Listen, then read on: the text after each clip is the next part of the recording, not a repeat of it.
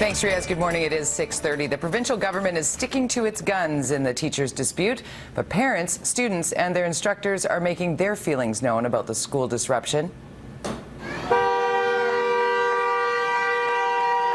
Hundreds of people rallied outside Education Minister Peter Fassbender's office in Surrey last night. The crowd eventually lined the Fraser Highway. Frustration is boiling over at the government's hardline approach and lack of collective bargaining with teachers during the summer, with continued calls for smaller class size and better composition.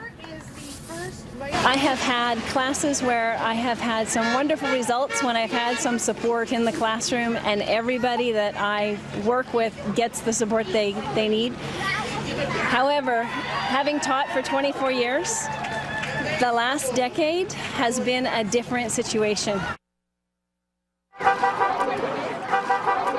Earlier yesterday, adults and children rallied in Christy Clark's riding of West Kelowna. The Premier was not there and has not appeared publicly in recent days. Another big rally is planned outside the office this afternoon. It's a common scene this week as parents take their children to MLA's offices for so-called play dates. Some kids are doing chalk drawings on the sidewalk. Others are leaving letters for the elected officials. I'm tired of hearing people say that teachers are asking for too much, and teachers, only work 10 months of the year and they get all these holidays. I'm sick of it. It's teachers work their butts off. MLA playdates are even being held at offices of the official opposition, New Democrats. Vancouver Mount Pleasant MLA Jenny Kwan did come out to speak to the crowd outside of hers. Single biggest rally of the day happened in Victoria, where the BC legislature isn't sitting until October. An estimated 600 people, many of them teachers, gathered on the lawn outside to voice their displeasure with the situation. With no new contract talks planned, the Teachers Federation could eventually ask members for a renewed job action mandate in case the strike continues indefinitely. The strike has prompted some parents to set up their own school at home. With more on that, we're joined live by Greg Harper at Burn Creek Secondary in Burnaby. Greg? Good morning, Jody. Once again, teachers will be on the picket line here this morning, but not every teacher is walking the picket line. There are many teachers who are desperate for work or doing what they can to make some money.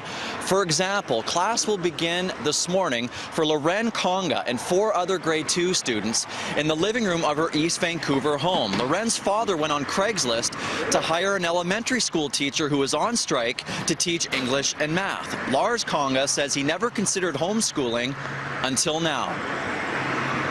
The government and the BCTF have the parents and the teachers kind of hung out to dry. I know that the BCTF, they've been legislated back to work several times before.